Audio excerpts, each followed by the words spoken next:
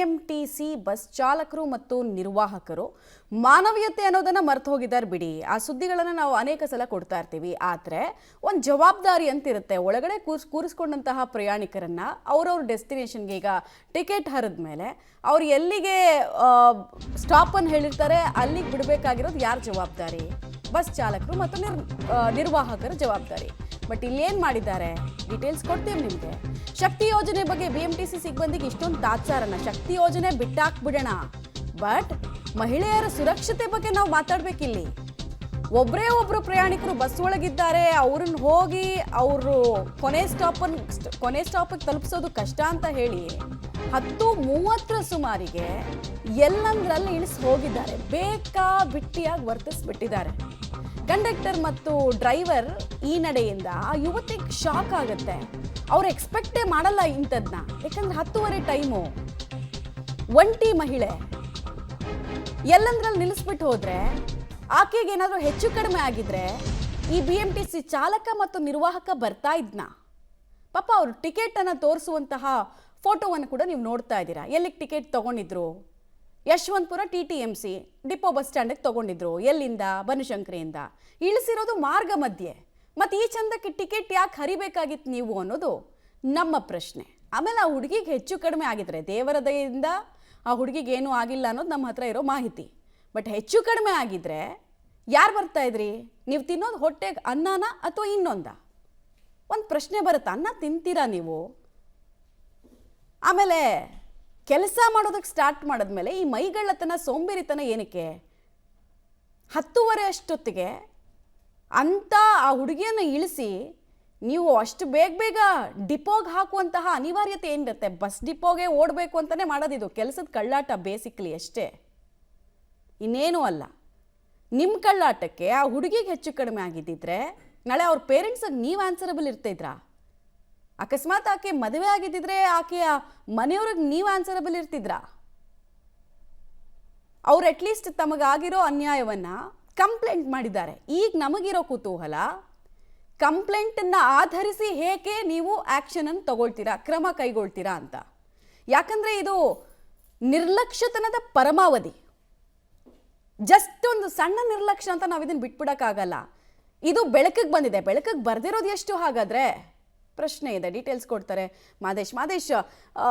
ಒಂದು ಯುವತಿಯ ವಿಚಾರದಲ್ಲಿ ಭದ್ರತಾ ಲೋಪ ಜೊತೆಗೆ ನಿರ್ಲಕ್ಷ್ಯತನವನ್ನು, ಅದು ಆಡ್ ಟೈಮಲ್ಲಿ 10:30 11 ಗಂಟೆ ಅಂದರೆ ಸರಿಯಾಗಿ ಟ್ರಾನ್ಸ್ಪೋರ್ಟೇಷನ್ ವ್ಯವಸ್ಥೆಗಳಿರಲ್ಲ, ಬೇಕಾದಂಗೆ ನಿಲ್ಲಿಸ್ತಾರೆ ಅಂತ ಹೇಳಿದ್ರೆ ಜವಾಬ್ದಾರಿ ಅನ್ನೋದು ಬೇಡವಾ? ಚಾಲಕರ ವಿರುದ್ಧ ಕ್ರಮ ಆಗಬೇಕು. ಆ ನಿಟ್ಟಿನಲ್ಲಿ ಏನೆಲ್ಲ ಆಗ್ತಾ ಇದೆ? ಡೀಟೇಲ್ಸ್ ಏನೇನು ಕೊಡ್ತೀರಿ? ಮಮತಾ, ಇವರು ಬಡಾಯಿ ಕೊಚ್ಕೋತಾರೆ. ಶಕ್ತಿ ಯೋಜನೆ ಅಂತ ಬಡಾಯಿ ಕೊಚ್ಕೋತಾರೆ. ಮತ್ತೆ ನಾವು ಮಹಿಳಾ ಭದ್ರತೆ, ಸುರಕ್ಷತೆ ವಿಚಾರಕ್ಕೆ ಏನೆಲ್ಲ ಕ್ರಮಗಳನ್ನು ತಗೊಂಡಿದೀವಿ ಅಂತ ಬಡಾಯಿ ಕೊಚ್ಕೊಳ್ಳುತ್ತೆ ಸರ್ಕಾರ. ಆದ್ರೆ ಈ ರೀತಿಯಾಗಿ ಒಬ್ಬ ಹೆಣ್ಮಗಳು ರಾತ್ರಿ 10:10ವರೆಗೆ ಅಂದ್ರೆ ಬಸ್ಸಿನ ಟಿಕೆಟ್ ತಗೊಂಡಿದ್ದಾಳೆ. ಶಕ್ತಿ ಯೋಜನೆಯ ಟಿಕೆಟ್ ತಗೊಂಡು ಟ್ರಾವೆಲ್ ಮಾಡೋವಾಗ ಏಕಾಏಕಿ ಮಾರ್ಗ ಮಧ್ಯೆ ಇಳಿಸೋದು, ಒಬ್ಳೇ ಇದೆಯಾ ನೀನು, ಒಬ್ರೇ ಇದ್ದಾರೆ ಬಸ್ಸಲ್ಲಿ ಅನ್ನೋ ಕಾರಣಕ್ಕೆ ಇಳಿಸೋದಿದ್ಯಲ್ಲ, ಇದಕ್ಕಿಂತ ಬೇಜವಾಬ್ದಾರಿತನ, ನಿರ್ಲಕ್ಷ್ಯ ಇನ್ನೊಂದಿರೋದಿಲ್ಲ. ಅವರ ವಿರುದ್ಧವಾಗಿ ಸೂಕ್ತ ಕ್ರಮ ತೆಗೆದುಕೊಳ್ಬೇಕು ಅನ್ನುವಂತ ಒತ್ತಾಯವನ್ನ ಸ್ವತಃ ಯುವತಿಯೇ ಮಾಡಿರುವಂತದ್ದು. ಯಾಕಂದ್ರೆ ಆ ಟೈಮಲ್ಲಿ ಮಾರ್ಗ ಮಧ್ಯೆ ಎಲ್ಲೋ ಒಂದ್ ಕಡೆ ಇಳಿಸ್ಬಿಟ್ರೆ ಹೇಗೆ ಇನ್ನೊಂದು ಬಸ್ ಅನ್ನ ಹತ್ತಾರೆ? ಬಸ್ ಸಿಗುತ್ತಾ ಇಲ್ವಾ? ಆ ಹುಡುಗಿಯ, ಯುವತಿಯ ಕಥೆ ಏನು, ನೆಕ್ಸ್ಟ್ ಏನು? ಅಥವಾ ಹತ್ತಿಸುವಂತ ಪ್ರಯತ್ನವನ್ನಾದ್ರೂ ಆ ಚಾಲಕರು ಅಥವಾ ನಿರ್ವಾಹಕರು ಮಾಡ್ಬೇಕಾಗಿತ್ತು. ಅದ್ಯಾವುದೂ ಕೂಡ ಮಾಡಿಲ್ಲ. ಟಿಕೆಟ್ ಕೊಟ್ಟಿದ್ದಾರೆ ಶಕ್ತಿ ಯೋಜನೆಯ ಟಿಕೆಟ್ ಅಂತ. ಆದ್ರೆ ಆ ಶಕ್ತಿ ಯೋಜನೆಯ ಟಿಕೆಟ್ ಯಾವ ಕಾರಣಕ್ಕಾಗಿ ಮಾಡಿದ್ದಾರೆ? ಮಹಿಳೆಯ ಸುರಕ್ಷತೆ ವಿಚಾರಕ್ಕೆ ಸಂಬಂಧಪಟ್ಟಂಗೆ ಏನ್ ಕ್ರಮ ತೆಗೆದುಕೊಂಡು ಏನೂ ಇಲ್ಲ. ಬೇಕಾಬಿಟ್ಟಿ ಆ ಯುವತಿಯನ್ನ ಇಳಿಸಿ ನಾವು ಡಿಪೋಗೋ ಅಥವಾ ಮನೆಗೆ ಹೋಗಿ ಸೇರ್ಕೊಂಡ್ರೆ ಸಾಕು ಅನ್ನೋ ತರದ ಮನಸ್ಥಿತಿಯಲ್ಲಿ ಆ ನಿರ್ವಾಹಕರು ಮತ್ತೆ ಡ್ರೈವರ್ ಮನಸ್ಥಿತಿ ಇದೆ. ಅವರ ವಿರುದ್ಧವಾಗಿ ಸೂಕ್ತ ಕ್ರಮ ಆಗ್ಬೇಕು ಅನ್ನುವಂತ ಒತ್ತಾಯವನ್ನ ಯುವತಿ ಕೂಡ ಮಾಡಿರುವಂತದ್ದು.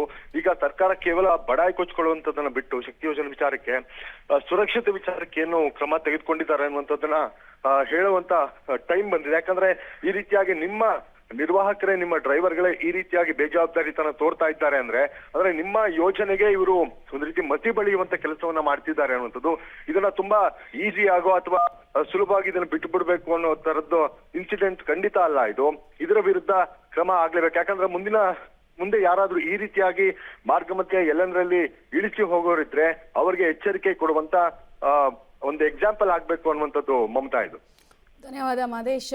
ಆ ಹುಡುಗಿ ಧೈರ್ಯ ತಗೊಂಡು ಅಟ್ಲೀಸ್ಟ್ ಸಂಬಂಧಪಟ್ಟವ್ರ ಗಮನಕ್ಕೆ ತಂದಿದ್ದಾರೆ. ಇನ್ನು ಸುಮಾರು ಜನ ಇರ್ತಾರಲ್ಲ, ಅವರು ಒಂದು ಯಾವುದಾದ್ರೂ ಒಂದು ಟ್ರಾನ್ಸ್ಪೋರ್ಟೇಷನ್ ವ್ಯವಸ್ಥೆ ಸಿಕ್ಬಿಟ್ರೆ ಸಾಕಪ್ಪ ಅಂತ ಹೇಳಿ ಅವ್ರು ಮುಂದಕ್ಕೆ ಹೋಗ್ತಾರೆ. ಕಂಪ್ಲೇಂಟ್ ಎಲ್ಲ ಕೊಡಲ್ಲ. ಕಂಪ್ಲೇಂಟ್ ಕೊಡದೇ ಇರುವಂತಹ ಪ್ರಕರಣಗಳು ಎಷ್ಟು ಹಾಗಾದರೆ? ಹೀಗೆ ಇದು ಫಸ್ಟ್ ಟೈಮ್ ಅಂತೂ ಆಗಿರಲ್ಲ ಇನ್ಸಿಡೆಂಟು.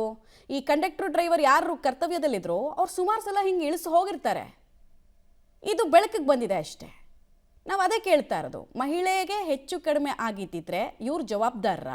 ಇವ್ರ ಮನೆ ಮಕ್ಕಳ ಜೊತೆಗೂ ಹಿಂಗೆ ನಡ್ಕೊಳ್ತಾರ ಇವರು? ಇವ್ರ ಮನೆ ಹೆಣ್ಮಕ್ಳು ಮಾತ್ರ ಹೆಣ್ಮಕ್ಳು, ಬೇರೆಯವರೆಲ್ಲ ಏನು? ಅವರು ಕೂಡ ಅವ್ರ ಪೋಷಕರಿಗೆ, ಅವ್ರ ಫ್ಯಾಮಿಲಿಗೆ ಅದರ ಸ್ತಂಭ ತಾನೆ. ಹೊಟ್ಟೆಗನ್ನ ತಿನ್ನಲ್ಲ ಅಷ್ಟೇ, ಇನ್ನೇನಿಲ್ಲ.